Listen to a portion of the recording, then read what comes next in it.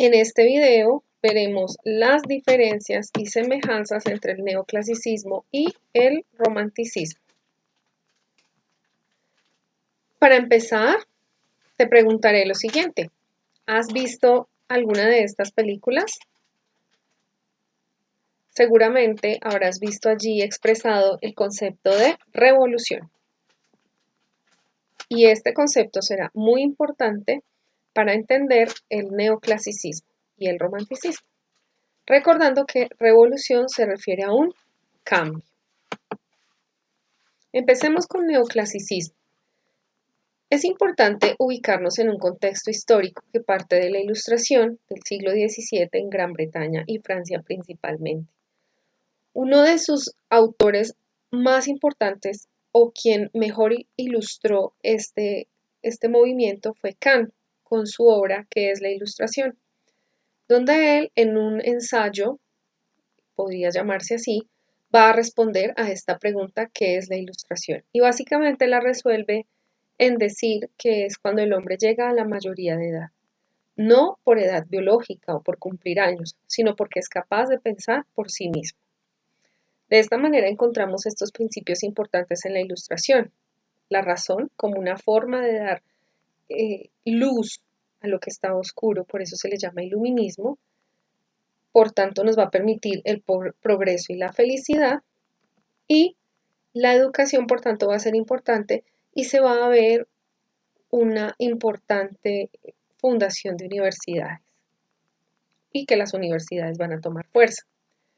En Colombia, estas ideas de ilustración llegan evidentemente un poco más tarde y va a generar unos procesos revolucionarios que se pueden ver en las obras El Memorial de Agravios y la traducción de los derechos del hombre.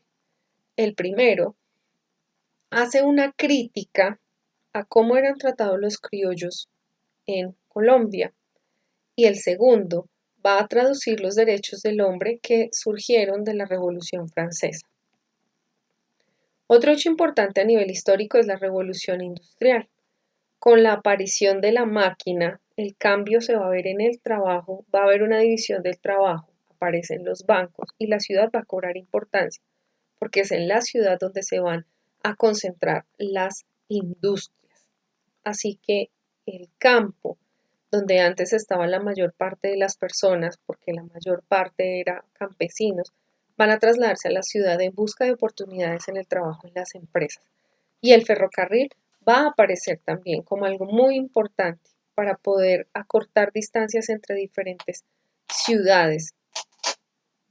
Además, era o se convirtió en un símbolo de progreso en las diferentes ciudades y países que contaban con el ferrocarril, porque evidentemente iba a reducir el tiempo de desplazamiento e iba a permitir trasladarse a otros lugares y evidentemente también iba a poder impulsar las industrias nacientes.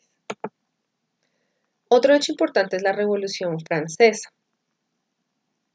donde los pueblos, la mayor parte de los pobres y la burguesía se sentían a un lado porque quienes tenían los privilegios era la nobleza y la iglesia. La monarquía entonces pierde los privilegios a causa de esta revolución. Su símbolo más importante es la toma de la Bastilla y cómo es guillotinado el rey Luis XVI y su señora esposa. Entonces, ¿qué es el neoclasicismo? Es un movimiento cultural, artístico y literario que surge en Europa a mitad del siglo XVIII. Principalmente va a retomar los ideales de la tradición clásica griega y romana. Por ello, vemos estas imágenes aquí que representan el arte neoclasicista. Para los neoclásicos, lo importante era la forma, cómo la obra, tanto en la literatura como en la pintura, la forma iba a ser perfecta o tenía que ser perfecta. En Colombia, este movimiento va a generar patriotismo e ideales de independencia y evidentemente va a haber una ruptura con la tradición colonial, porque la colonia de alguna manera había dejado de lado el conocimiento, el cual estaba en manos de la iglesia. Entonces esta ilustración y estas ansias de conocer va a permitir que esa tradición colonial tenga una ruptura definitiva. No es de un día para otro, eso hay que tenerlo claro. No es posible que los cambios se den de la noche a la mañana. Es necesaria una serie de procesos. No podríamos ubicar ningún movimiento cultural o histórico en un día y una hora precisa, porque los cambios no se dan así, son paulatinos.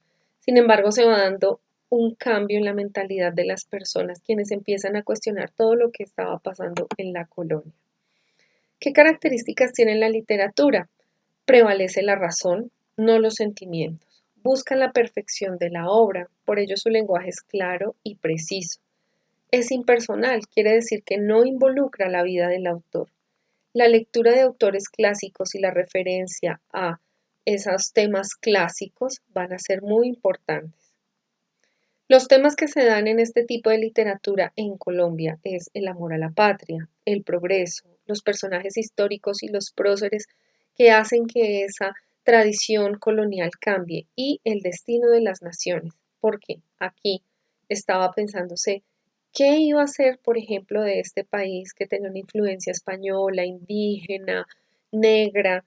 Ese pensar cómo organizar una nación de esta manera hace que estos sean temas importantes para este tipo de literatura. ¿Qué tipo de textos surgen? El periodismo es muy importante porque va a alentar la independencia a través del periódico, el ensayo, la poesía y el teatro. En la poesía, estos poetas, estos autores conocían muy bien las lenguas clásicas, eran líderes políticos y enseñaban valores, valores patrios, el valor de trabajar por una nación. Y su frase principal es que Dios es una verdad más allá del arte. Esto quiere decir que la relación con Dios o Dios como tal no desapareció. De hecho, hoy aún en día está, pero va cambiando esa relación que se tenía desde el momento colonial a este momento va a ser diferente. En el teatro se da una preocupación por la situación política y también se incluyen temas grecorromanos. Este es un poema ejemplo del neoclasicismo, se llama El pobre de José Eusebio Caro. Aquí José Eusebio Caro habla del pobre, de esa situación de pobreza que se da y cómo el pobre es aquella persona rechazada por la sociedad que nadie tiene en cuenta. Aquí se puede ver que él no está hablando de sus sentimientos, sino de una situación social y política vigente. El romanticismo. Nace en Alemania a finales del siglo XVIII.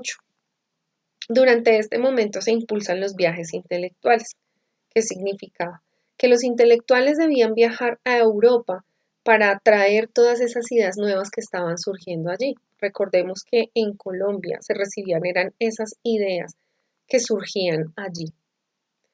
Aparece en la mitad del siglo, en la primera mitad del siglo XIX, la diferenciación de partidos políticos que de alguna manera van a estar alineados con una de estas posturas. Por tanto, los liberales se identificaban más con el romanticismo y los neoclásicos más con la política conservadora.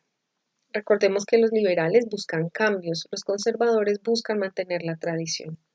A Colombia llega a inicios del siglo XIX.